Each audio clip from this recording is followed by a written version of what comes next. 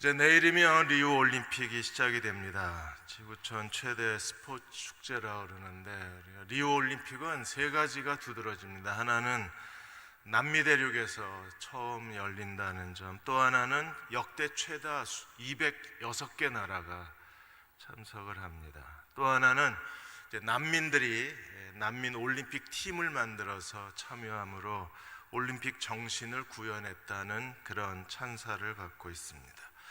근데 어쩌면 리우 올림픽은 사상 최악의 올림픽이 될 가능성이 크답니다. 여러분 뉴스 보신 것처럼 경기장이 아직 준비도 다 안 되고 선수촌 아파트는 막 물이 안 나오고 아직도 페인트 칠을 안 한 데가 있고 합판으로 가려놓은 데가 있어서 너무 시설이 제대로 준비되지 않고 또 치안이 너무 불안하고 상수도도 오염이 많이 돼 있고 지카 바이러스의 위험도 있고, 그래서 어쩌면 사상 최악의 올림픽이 될 가능성도 있다고 했습니다. 다행스러운 건 이제 한국 축구가 오늘 올림픽 축구 대표팀이 C조 1차전에서 피지하고 해서 8대 0으로 대승을 거뒀습니다. 하나님의 성막은 정말 완벽하게 건축이 됐습니다. 부살렐 오홀리압이 성막 기구를 가지고 다 만들어서 가지고 왔을 때에 모세가 39장 43절에 보시면 모세가 그 마침 모든 것을 본즉 여호와께서 명령하신 대로 되었으므로 모세가 그들을 축복했어요. 너무나 완벽하고 너무나 정교하게 너무 아름답고 거룩하게 만들어졌기 때문에 모세가 그것을 보고 만들어 온 부살렐 오홀리압과 지혜로운 사람들을 축복을 할 정도였었습니다. 오늘 40장에서 이제 하나님이 그 만들어 온 기구를 가지고 하나님의 성막을 세우라고 명령을 하고 계십니다. 출애굽 제2년 1월 1일, 그러니까 유대인의 새로운 달력이 생겼습니다. 6월절이 그들의 새로운 1월이 되어서 이제 1월 1일 날 하나님의 성막이 건축이 됩니다. 그러니까 시내산에 거의 9개월 동안 그들이 머물러 있었던 거예요. 이제 하나님께서 성막을 건축하심으로 자기 백성 가운데 거처를 삼으시게 됐습니다.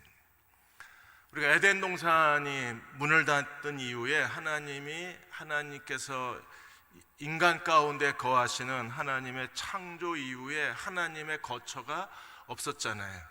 그래서 창세기 1장에서 11장까지 보면 에덴이 문을 닫고 난 이후에 하나님께서 노아 홍수가 일어나고 그리고 바벨탑 사건이 일어나면서 이제 하나님은 이 지구 가운데, 이 땅 가운데에 하나님의 거처가 없는 거예요. 그래서 하나님이 어떻게 하셨어요?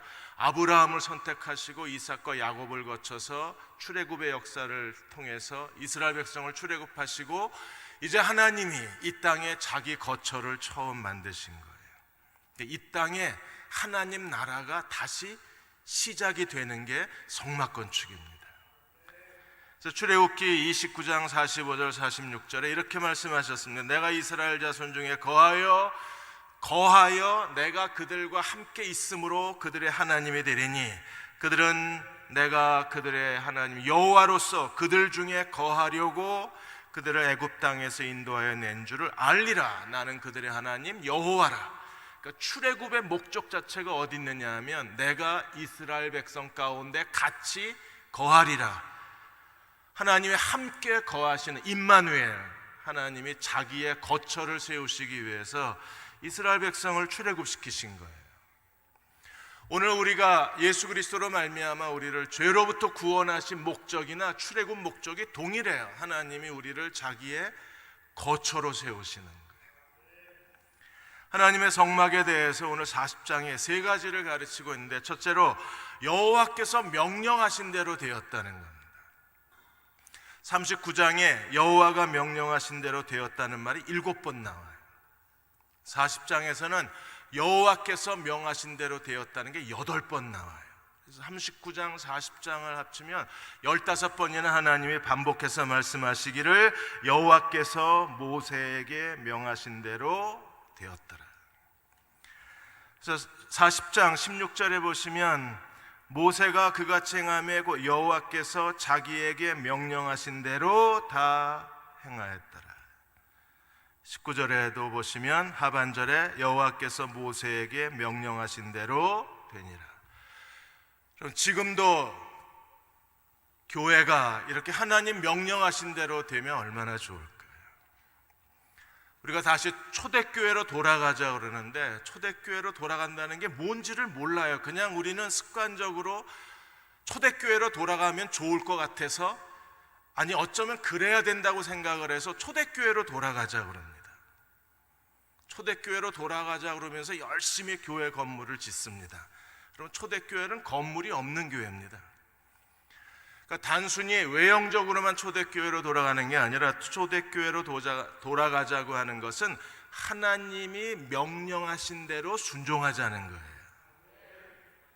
그래서 하나님 명령하신 대로 순종하기 위해서 세 단계를 거치잖아요. 하나는요, 하나님이 모세를 통해서 계시를 하셨습니다. 무엇을 어떻게 만들어야 되는지를 하나님이 그대로 보여주셨잖아요. 하나님의 설계도를 가지고, 그 다음에 두 번째 단계는요, 부살렐, 오홀리압, 지혜로운 여자, 지혜로운 사람들이 하나님이 보여주신 그대로 만들어냈어요. 그 사람들은 하나님의 영에 감동이 돼서 정말 지혜로운 사람들입니다. 공동 번역에는 뭐라고 되어 있습니까? 재주 있는 여자와 재주 있는 사람들, 지혜로운 사람들이 신통한 생각이 가득하다. 성령에 의해서 그들이 신통한 생각으로 가득 채워져서 온갖 일을 멋지게 해내는 재주와 재간과 지식이 충만한 사람이라 그랬어요. 모세가 설명을 하면 번제단은 크기가 이렇고 금태를 두르고 이렇게 하나님이 만들라고 그러셨어 라고 말하면, 이 지혜로운 사람들은 부살레 오홀리압은 벌써 신통한 생각이 가득한 거예요. 그래서 그것을 생각해낼 줄 알고 만들어내는 기술을 연구하고 그것을 만들어낼 수 있는 능력이 있는 겁니다. 근데 만들어내기 전에 먼저 뭐가 필요해요? 설계도. 설계도에 따라서 부살레 오홀리압처럼 그대로 만들어내는 사람이 필요하고, 마지막으로 모세가 부살레 오홀리압이 만들어낸 것을 하나님이 보여주신 대로 차례대로 지성소로부터 성전뜰, 지성소, 성소, 뜰, 이렇게 차례대로 하나님의 성막의 기구를 설치하고 하나님의 성막을 완공해야 되는 거예요. 그러려면 우리가 먼저 알아야 될 게 무엇입니까? 하나님이 그리스도를 통해서 이 땅에 세우고자 하신 하나님의 교회, 예수 그리스도의 몸으로서의 교회에 대한 설계도를 가져야 돼요. 설계도를 가지고, 그리고 신통한 생각이 가득해서 그것을 그대로 이 세상에 하나님의 복음의 비밀, 교회의 비밀을 이 땅에 만들어낼 수 있는 지혜로운 건축가들이 필요한 겁니다. 그리고 그것을 성취해내서 하나님께 봉헌하는 사람들이 우리에게 있어야 되는 거예요. 그래서 모세는 하나님이 명령하신 대로 지성소의 증거궤로부터 시작을 해서 성소에 진설병, 떡상, 그리고 등잔대, 금향단을 두고, 그리고 뜰에 나와서 번제단, 물두멍을 차례대로 하나님이 모세에게 설명하신 대로 그대로 성막 기구를 설치하고 하나님의 성전을 하나님께 봉헌을 해드리는 거예요. 번제단을 설치하면서 29절에 보시면 번제단을 그냥 설치만 한 게 아니라 번제와 소제를 하나님께 드려요. 그래서 29절에 회막의 성막문 앞에 번제단을 두고 번제와 소제를 그 위에 드리니 여호와께서 모세에게 명하신 대로 했다. 물두멍을 두고는요, 물두멍에 물을 채우고 나서는 31절에 모세와 아론이 그 아들들이 거기서 수족을 씻대. 물두멍의 용도가 뭐예요? 제사장들의 손과 발을 씻는 거잖아요. 그러니까 설치하고 그대로 순종하고 하나님의 성막을 하나님께 바친 겁니다. 오늘 우리가 원하는 게, 그러니까 단순히 어떤 교회가 성장한다, 그래 성장하는 교회가 모델이 되는 게 아니라 정말 하나님께서 그리스도를 통해서 이 땅에 세우고자 하신 하나님의 교회, 그리스도의 몸으로서의 교회가 어떤 교회인가를 우리가 하나님의 계시로 깨닫고 모든 지혜로 그리스도의 몸인 공동체를 만들어내고 그 공동체를 하나님께 드릴 때 하나님이 기뻐하시는 거예요. 그리스도의 몸인 교회의 한 모델 중에 하나가 그게 셀교회입니다. 그래서 셀교회의 아버지라고 부르는 랄프 네이버 박사가 한국에 몇 번 와서 이 셀교회에 대한 목회자 세미나를 인도하신 적이 있었어요. 한국은 굉장히 빠르게 셀철치가 확산이 되어져서 목장교회, 포도원교회, 가정교회, 이게 전부 셀철치예요. 셀 목회를 하는 겁니다. 근데 랄프 네이버가 이 셀철치, 셀교회의 모형을 어디서 찾았느냐 하면 여의도 순복음교회에서 찾았어요. 여의도 순복음교회가 구역 조직을 통해서 20만, 30만, 50만으로 확장되는 걸 보고 랄프 네이버 박사가 여의도 순복음교회에 가서 조용기 목사님을 만나고 그 교회를 분석하고 그 교회를 연구하고 그 교회를 통해서 사도행전에 나와 있는 교회 성장의 계시를 찾아낸 게, 설계도를 찾아낸 게 그게 바로 셀철치예요. 셀철치의 원형이 대한민국 땅에 있는 겁니다. 그런데 랄프 네이버 박사가 한국에 올 때마다 한국 교회는 계속 쇠퇴기에 들어가고 성장이 멈춘 거예요. 그래서 지난번에 부산에 와서 랄프 네이버 박사가 이런 얘기를 했습니다. 내가 한국 교회에 방문할 때마다 한국 교회가 점점점 줄어들어가고 침체에 빠지고 있다. 한국에서 배운 셀 교회를 내가 한국에 다시 심고 있다는 겁니다. 그래서 랄프 네이버 박사가 굉장히 난처했어요. 이 셀 교회 이론은 랄프 네이버께 아니라 이게 한국 거예요. 여의도 순복음교회 이론이에요. 그걸 셀 교회 이론을 만들어냈는데 여의도 순복음교회를 옆에 두고 한국 목사들은 랄프 네이버 박사에게 매달리고 있는 겁니다. 그러니까 랄프 네이버 박사는 이해가 안 되는 거예요. 아니, 여의도에 가서 연구를 해야지 왜 나한테 와서 그러냐고. 왜 그래요? 한국 교회는 미국의 목회 프로그램을 그대로 가져다가 그걸 그냥 실천하는 게 한국 교회 하나의 거대한 유행이기 때문에 이 셀 교회의 원형이 여의도 순복음교회지만 그냥 그들은요, 랄프 네이버 박사의 셀 교회를 하기를 원하는 거예요. 근데 셀교회가 안 됩니다. 제대로 셀교회 하는 교회가 없습니다. 그냥 구역을 목장으로 바꾸고 구역을 가정교회로 바꿨지 제대로 셀교회를 하는 교회가 그렇게 많지는 않습니다. 랄프 네이버 박사도 셀철치가 사도행전적 그리스도의 몸인 교회를 이루려면 최소한 전통교회에서 셀교회로 바뀌는데 20년은 걸린다 그랬어요. 근데 그 20년을 참지를 못하는 거예요. 왜 20년이 걸려요? 먼저 교회론부터 바뀌어야 되는 거예요. 교회가 무엇인가에 대한 본질, 교회에 대한, 성경에 대한 지식. 우리가 에베소서 같이 공부하면서 에베소에 나와 있는 게 교회의 비밀이잖아요. 적어도 모든 성도가 성경적 교회론을 가지고 있고 그 지식이 어느 정도 체계화됐을 때에 시작하는 게 셀교회지, 그냥 구역을 셀로 이름만 바꿨다고 셀교회가 되는 게 아니거든요. 근데 우리는 그냥 가져다가 인테리어 바꾸고 조직 바꾸고 그냥 이름만 바꾸면 셀교회가 된다고 착각을 하기 때문에 서둘러서 다른 교회가 하니까 나도 해야 된다는 강박관념 때문에 셀교회를 하지만 셀교회가 제대로 정착이 안 되는 거예요. 열린 예배도 그렇습니다. 열린 예배도 그 본질은 뭐예요? 구도자 예배입니다. 근데 우리는 이 구도자 예배에 대한 교인들이 구도자 예배자로서의 사명감이 없는데 그냥 와가지고 열린 예배로 예배를 드린다고 열린 예배가 되는 게 아니잖아요. 하나님이 명령하신 대로 그대로 되었다, 이 말이 15번이나 반복이 됐을 때 우리가 이 시대에서 지금 우리는 이게 여호와가 명령하신 대로 되고 있는가를 자문해 보고 스스로 고민하고, 우리는 하나님이 명령하신 게 무언가를 알고 하나님이 명령하신 그 교회 그대로를 만들어내야 되는 거예요. 그래야 하나님이 받으시는 겁니다. 두 번째로 9절에서 16절까지 보시면 모든 기구를 다 거룩한 기름을, 관유를 발라서 거룩하게 만들었어요. 기름을 바른 건 두 종류를 발랐습니다. 하나는요, 모든 성막의 기구에 기름을 발랐습니다. 또 하나는요, 아론과 제사장들에게 기름을 발랐습니다. 그래서 거룩하다가 계속 반복이 되는 거예요. 9절에 관유를 가져다가 성막과 그 안에 있는 모든 것에 발라 그것과 모든 기구를 거룩하게 하라. 그것이 거룩하리라. 10절에 너는 번제단과 그 모든 기구에 발라 그 안을 거룩하게 하라. 그 제단이 거룩하리라. 번제단에 기름을 발라라. 11절에 물두멍과 받침에 발라 거룩하게 하라. 그 다음에 12절에 아론과 그 아들들을 회막문으로 데려다가 제일 먼저 제사장은 물로 씻기고, 그 다음에 제사장 옷과 대제사장이 거룩한 옷을 입히고, 그리고 세 번째 기름을 부어서 거룩하게 만들었어요.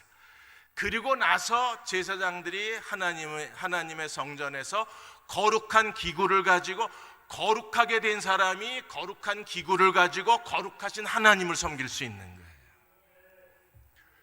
아론과 아론의 아들들은요 기름을 부었습니다. 여러분, 이 기름 붓는다는 게 정말 무서운 겁니다. 목사도 안수에서 기름 붓고 장로도 안수에서 기름을 붓습니다. 일단 안수를 하면 어떤 일이 벌어집니까? 15절에 보시면 그 아버지에게 기름을 부은 같이 그들에게도 부어서 그들이 내게 제사장 직분을 행하게 하라. 그들이 기름 부음을 받았은즉 대대로 영영이 제사장이 되리라. 대대로 영영이, 이게 취소가 안 돼요.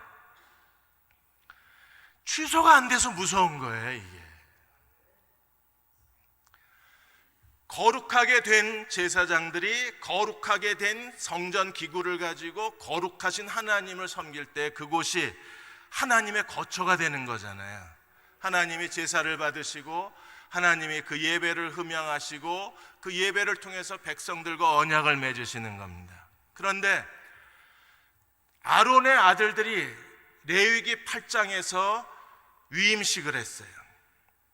그리고 레위기 10장에서 어떤 일이 벌어집니까? 레위기 10장 1절 2절에 아론의 아들 나답과 아비후가 각기 향로를 가져다가 여호와께서 명령하지 아니하신 다른 불을 담아 여호와 앞에 분향하였더니 불이 여호와 앞에서 나와 그들을 삼킴에 그들이 여호와 앞에서 죽은지라. 위임식을 하고 첫 제물을 드리고 그 다음에 하나님 앞에 분향하다가 하나님이 명하지 아니한 다른 불을 드리다가 아론의 아들 중에 나답과 아비후가 그 자리에서 저주받아 죽어요.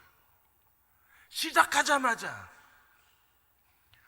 우리는 출애굽기에서 충격적인 게 뭐였습니까? 모세가 시내산에서 하나님의 성막의 계시를 받는 동안에 시내산 밑에서는 송아지를 숭배하고 있었어요. 성막 계시와 성막 건축 중간에 앞에서 송아지 숭배 사건이 있습니다. 아론과 그 아들들이 기름 부음을 받고 하나님 앞에 위임식하고 나서 제일 먼저 저지른 사건이 여호와께서 명령하지 아니한 다른 불을 드리다가 나답과 아비후가 죽은 사건이 터진 거예요. 하나님이 명령하신 아니한 다른 불 왜 드렸을까요? 그러니까 레위기 10장에 보시면 제사장들에게 주는 규례 가운데 술 취하지 말라가 있습니다. 나답과 아비후는 아마도 술 먹고 그들이 하나님의 명령하신 여호와께서 명령하신 불로 하나님 앞에 향을 분향한 것이 아니라 술 취한 채 그들은 다른 불을 드리다가 저주를 받는 거예요. 기름 부음을 받았습니다. 그런데 다른 불을 드렸습니다. 그러다가 저주를 받는 거예요. 지금도 이런 일이 일어나는 겁니다. 기름 부음을 받았다는 것은요, 안수를 받았다는 건 이게 한 번 받으면 취소가 안 되는 거예요. 그런데 왜 이런 일이 일어나는가? 다른 불을 드리는 겁니다. 지금 라이즈 업 코리아, 저희는 오래전부터 이 소문을 들어서 그렇게 기사를 보고 충격을 안 받았는데 많은 사람들이 굉장히 충격을 많이 받으신 것 같아요. 그러니까 1999년에 분당에서부터 이 청소년 선교 운동이 시작이 된 거예요. 라이즈 업 코리아. 지난 5월에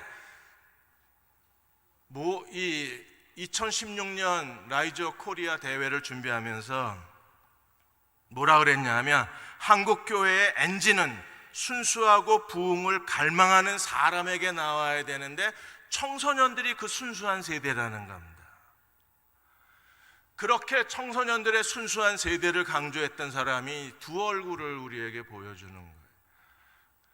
우리도 똑같은 죄를 저지르고, 우리도 똑같은 연약함이 있고, 우리도 똑같은 하나님 앞에 잠깐 잘못하면, 실수하면 우리도 다른 불을 드리는, 저주받는 대상이 될 수가 있어서 두려운 거예요. 동일한 그 국민일보의 또 다른 목사님 한 분이, 조용모 목사님이라는 분이, 이분이 그 해피라이프 개발 원장이라고 그렇게 해서 벌써 6천여 회 기업과 교회에서 6천여 회 이상 간증을 했습니다. 이분이 가난과 장애를 딛고 일어나서 사람들에게 자기 하나님이 주신 축복의 운명을 가졌다 그래서 이 희망 전도사로 알려졌어요. 그분이 쓴 책에 국민일보가 이 목사님을 인터뷰하려고 뒷조사하다가 이분이 가짜 이력을 가졌다는 걸 찾아낸 겁니다. 서울대 법학대학원을 졸업하고 사무관으로 있다가 그분이 교통사고를 당해서 갑자기 하나님의 부르심을 받아서 목사가 됐다는 얘기가 다 꾸며낸 얘기인 거예요. 이게 얼마나 극적인 스토리입니까? 가난한 사람이 독학으로 서울대 법대 대학원을 다니고 일찍 사무관 공무원이 됐다가 교통사고로 극적으로 부르심을 받아서 하나님께 쓰임받는다. 이보다 더 사람들의 마음을 감동시키는 간증이 없는 거예요. 야쿠자의 아들이었다가 미국에 가서 부름을 받고 목사가 됐다. 그냥 사람들에게 유명해지는 겁니다. 그러니까 유기성 목사님이 뭐라 그랬습니까? 그 페이스북에다가 이제는 제발 좀 이 신앙의 외형주의 좀 벗어버리자는. 우리는 누가 유명하고 뭐 남들이 갖지 못한 걸 갖고 있고 그러면 그 사람들을 우리가 유명하게 만들고, 유명한 사람이 넘어지면 그 충격이 한국교회에 너무나 큰 거예요. 라이저 코리아 같은 경우에는 언론이 그렇게 만들어 놓고 이제 와서는 언론이 목을 조르고 있는 겁니다.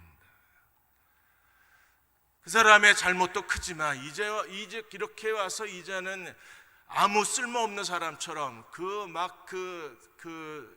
라이저 코리아 가지고서 이런저런 신문 기사 따고 광고 따고 그럴 때는 그 앞에서 아부하던 사람들이 이제 와서는 등을 다 돌리는 거예요.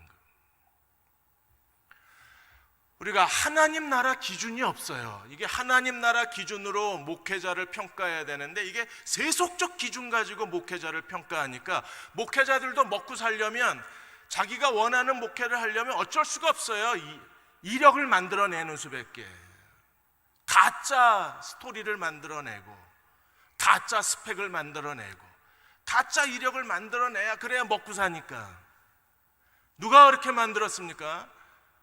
교회가 그렇게 만들어 놓고 결국에는 그런 사람들 때문에 교회가 큰 피해를 입는 겁니다. 이제는 저도 정말 목회하기 싫어요. 야, 이제 어떻게 해야 되나, 이 길이 안 보여요. 길이.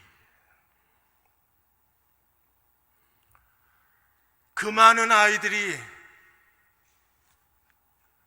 거기에 그 한 번 하면 아이들이 꽤 많이 모이잖아요. 막 10,000, 20,000, 많을 땐 30,000까지 모이는.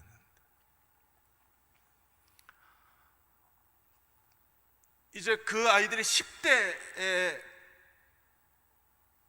그렇게 열정을 바쳤던 아이들이 배신감을 느꼈을 때 되돌아갈 데가 없어요.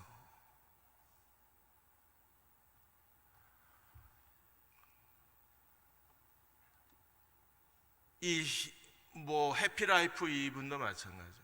그분의 간증을 듣고 막 희망을 품었던 사람들이, 이 사람이 그 간증이 가짜라는 걸 알게 되었을 때 좀 다니기나 적게 다니지 6,000회를 다녔어요. 6,000회. 여러분 6,000회 100명이면요 60만 명이 들은 거예요. 그 사람들이 이게 가짜라는 게 폭로가 됐을 때 그 사람들이 받는 충격은 어떻겠어요? 그러니까 하나님이 성막의 기구를 기름을 발라서 거룩하게 하고 제발 아론과 아들들도 기름 발라서 거룩하게 하라 그랬는데 거룩지 못한 사람들이 거룩한 일을 하니까 이게 사탄의 조롱거리가 되고 세상의 비웃음거리가 되는. 우리가 정말 하나님 앞에 우리 젊은이들한테 도대체 어떤 교회를 물려줘야 되나 이제는 막 손이 덜덜덜 떨려요. 이제 자신도 없고 나이도 들었고 자신도 없고 이제 뭘 해야 될지 보이지도 않고 이제 하나님 말씀을 가르치면 듣지도 않아요. 요새는요. 그냥 뭐 쇼맨심이나 하고 뭐 그냥 갖다 때려 부셔야 사람들이 그나마 듣지 말씀만 가르치면 듣지도 않아요. 이게 10년 전하고 완전히 달라져서 옛날에는 그래도 하나님 말씀을 들으려고 그랬는데 이제는 들으려고도 안 해요. 그러니까 점점 설 자리가 없어지는 거예요. 우리라도 깨어나야 되는데 그게 잘 안 돼요. 이게 한번 해가 져버리니까 해가 뜰 때까지는 아무것도 못 하겠는 거예요. 이게 해가 져버리니까 그냥 해가 떠야지 뭘 하지 할 수 있는 게 없는 거예요. 이렇게 하나님 앞에 성막을 건축했을 때 34절에서 38절까지는 33절에 보시면 모세가 이같이 역사를 다 마쳤다 그랬어요. 이제 하나님의 성막을 하나님께 제2년 1월 1일 날 하나님 앞에 성막을 봉헌을 했습니다. 그래서 어떤 일이 벌어졌어요? 34절에 구름이 회막을 덮이고 여호와의 영광이 성막에 하나님의 영광이 성막에 충만하다 그랬어요. 이게 하나님의 성막의 모습이어야 되는 거예요. 하나님의 영광이 충만해야 돼. 35절에 어느 정도로 하나님의 영광이 충만했어요? 모세가 회막에 들어갈 수 없었으니 이는 구름이 회막 위에 덮이고 여호와의 영광이 성막에 충만하다 그랬어요. 하나님의 성막 위에 하나님의 영광이 충만한 교회, 이게 우리가 꿈꾸는 교회고 우리가 그런 교회를 경험을 하고 그리고 우리 다음 세대의 자녀들에게 그런 교회를 유산으로 물려주는 일이 우리 1세대의 사명이잖아요. 이제 우리가 살면 뭐 얼마나 살고 이 세상에서 뭐 더 누리려면 뭘 더 누리겠습니까? 이제 해야 될 중요한 일이 있다면 하나님의 영광이 충만한 하나님이 기뻐하시는 교회를 다음 세대에 물려줘야 되지 않나요? 그러니까 그런 사명감을 가지고 결단하고 기꺼이 어떤 희생과 대가를 치르고라도 헌신할 수 있는 사람들이 이 시대에 필요한 거예요. 이렇게 구름이 하나님의 영광이 충만해야 한 다음에 그 다음에 어떤 일이 일어났나요? 36절에 38절까지 보시면 구름이 성막 위에 떠오를 때 이스라엘 자손이 그 모든 행진하는 길에 앞으로 나아가고 구름이 떠오르지 않을 때에는 떠오르는 날까지 나아가지 아니하고 이스라엘이 모든 행진을 이 성막 위에 구름이 인도를 한 거예요. 그래 낮에는 38절 낮에는 여호와의 구름이 성막 위에 있고 밤에는 불이 그 구름 가운데 있음은 이스라엘 온 족속이 그 모든 행진하는 길에서 그들의 눈으로 보았더라. 구름이 6번이나 언급이 됩니다. 그러니까 이스라엘 백성은요 성막과 함께 진행을 한 거예요. 성막 위에 여호와의 쉐키나 하나님의 영광의 구름이 이 구름이 낮에는 구름으로 밤에는 불기둥으로 모양이 바뀐 겁니다. 구름기둥 불기둥 두 개가 있는 게 아니라 이 하나님의 구름이 낮에는 그늘을 만들어주고 밤에는 불이 되어서 이스라엘 백성을 보호하면서 동시에 움직이면 따라 움직이면 됐어요. 민수기 9장에 보시면 이 구름이 움직이면 가고 구름이 멈추면 멈추고 구름이 한 달을 멈추면 그들도 한 달을 멈췄어요. 오늘 왜 하나님의 성막이 우리에게 중요합니까? 하나님의 성막과 더불어 우리의 인생이 같이 행진을 해야 되기 때문에 중요한 거예요. 성막이 없으면 어디로 가야 될지 모르는 거예요.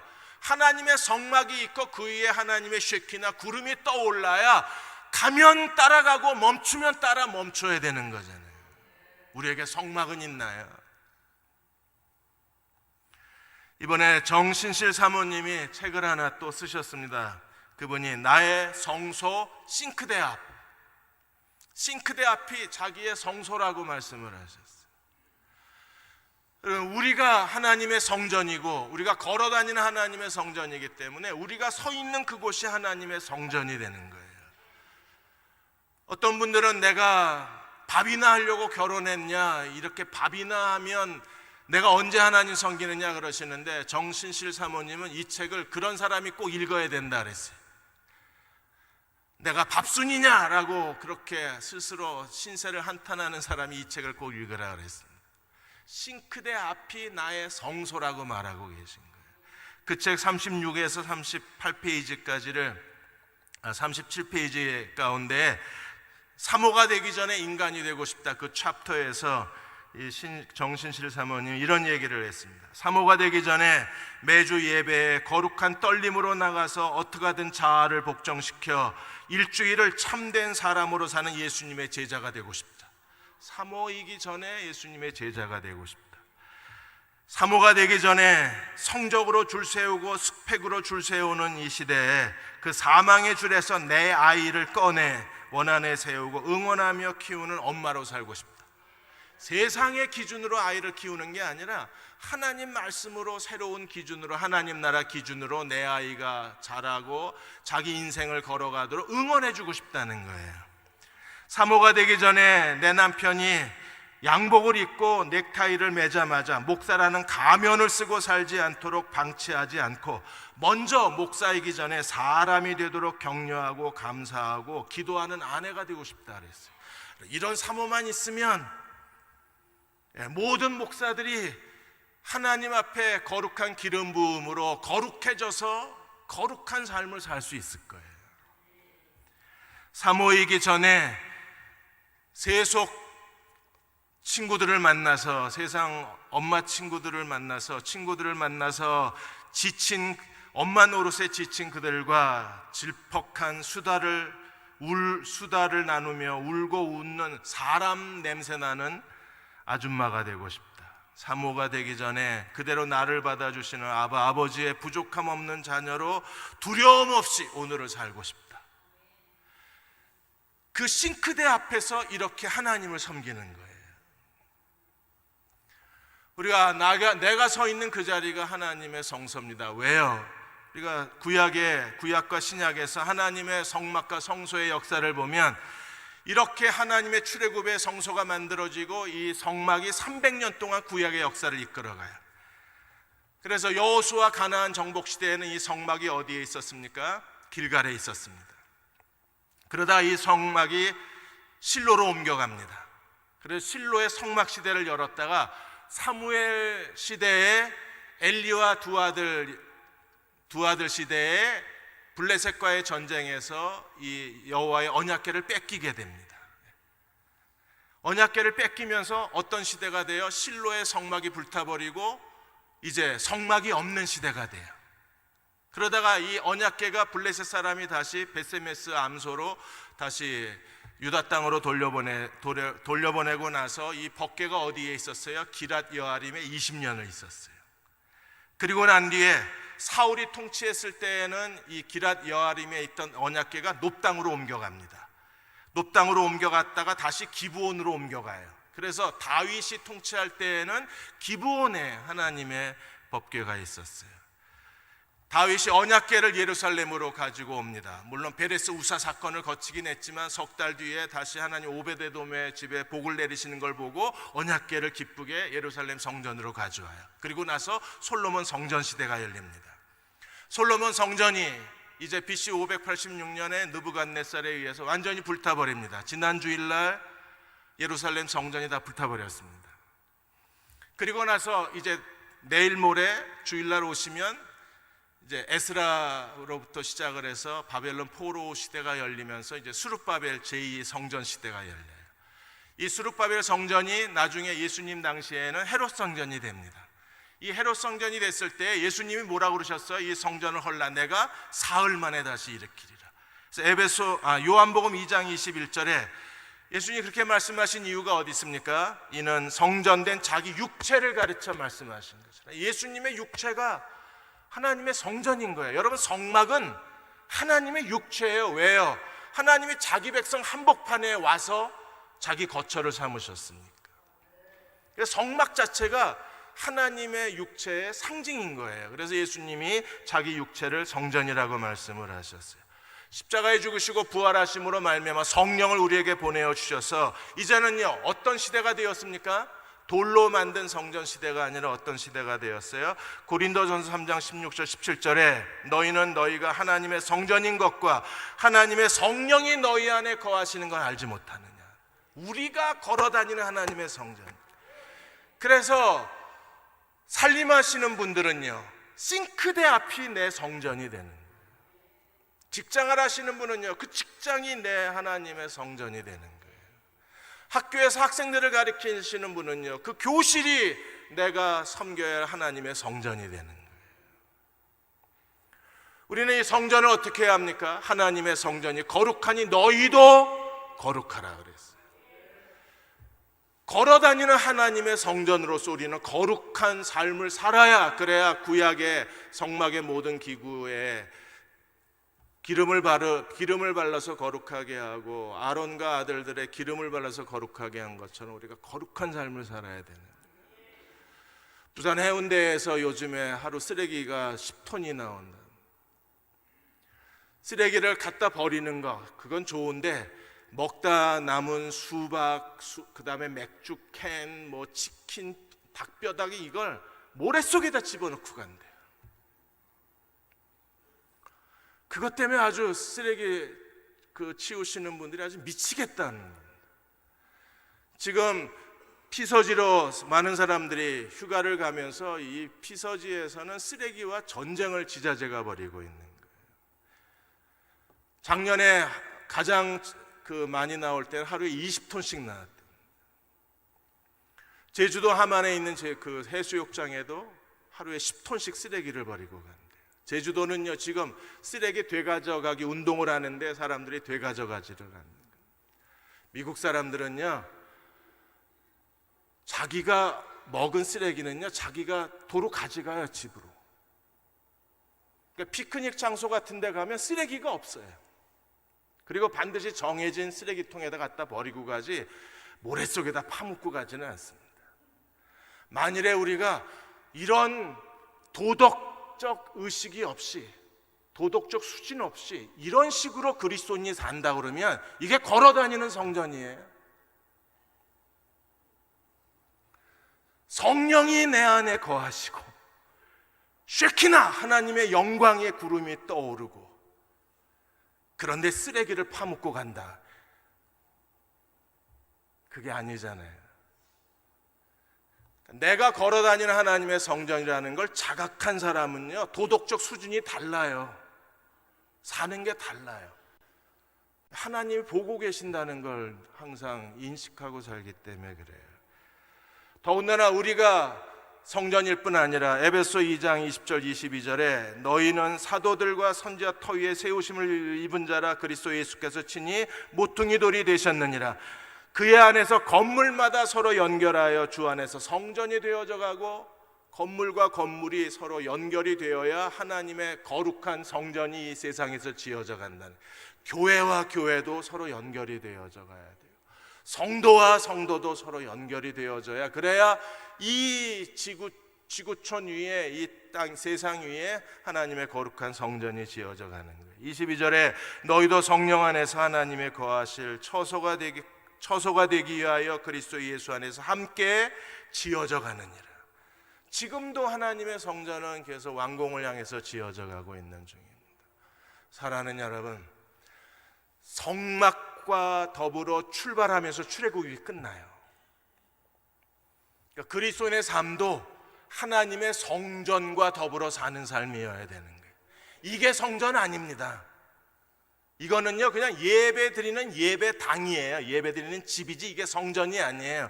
성전은 어디 있어요? 내가 성전이에요. 성전이 어디 있어요? 우리가 예수의 이름으로 함께 모여 있으면 이 모임 자체가 하나님의 성전이 되는 거예요. 왜? 함께 지어져 가고 서로 연결이 되어서 하나님의 성전으로 건축되어져 가기 때문에. 사람과 사람의 관계가 성전이지, 이거는요 그냥 건물이에요. 이거는 나중에 우리가 오랜 세월이 지나면 이 건물은요 그냥 건물일 뿐이에요. 이건 성전이 아닌 거예요. 내가 성전입니다. 그리고 당신이 성전입니다. 우리가 서로를 소중히 여기고 자기가 성전이라는 의식을 가지고 거룩하게 살면 거기에 하나님의 쉐키나가 있고 하나님의 영광의 구름이 떠오른 사람들만이 성령과 동행할 수 있는 거예요. 하나님이 가라면 가고 멈추라면 멈추면 돼요. 순종하면 하나님은 우리에게 그분이 주실 수 있는 가장 좋은 것으로 우리의 인생을 채워주실 거예요. 그러한 저와 여러분이 되시기를 주의 이름으로 축원합니다. 기도하겠습니다. 아버지 하나님, 내가 하나님의 성전입니다. 내가 하나님의 성전입니다. 성령이 내 안에 내주하고 계십니다. 우리가 걸어다니는 하나님의 성전입니다. 하나님의 성전이 거룩한 것처럼 우리를 거룩하게 만들어 주옵소서. 누구든지 하나님의 성전을 더럽히면 하나님이 그 사람을 멸하시리라. 하나님의 성전이 거룩하니 너희도 그러할지니라. 거룩한 하나님의 성전으로 살게 하여 주옵소서. 하나님의 성전과 더불어 날마다 순종하며 나아가게 하여 주셔서 우리를 가나안 땅으로 데려가 주옵소서. 적과 꿀이 흐르는 약속의 땅으로 데려가 주옵소서. 약속하신 기업을 이 땅에서 누리며 살게 하여 주옵소서. 하나님의 성전과 더불어 하나님을 예배하는 주의 백성 되게 하여 주옵소서. 이 밤에 찬양과 기도를 들으시고 종들에게 응답하여 주셔서 새로운 시작을 할 수 있는 이 땅의 교회가 되게 해주시고 이 시대를 변화시킬 수 있는 우리 각자의 삶이 되게 도와주옵소서. 하나님, 이제 한국교회는 더 이상 빠져나갈 길이 없습니다. 막다른 골목에 처해 있습니다. 길이 보이질 않습니다. 어떻게 해야 될지 모르겠습니다. 하나님, 우리를 긍휼히 여겨 주셔서 우리에게 말씀하여 주시고 새로운 도전을 주시고 새로운 사명을 종들에게 말씀하여 주옵소서. 예수님의 이름으로 간절히 기도하옵나이다. 아멘.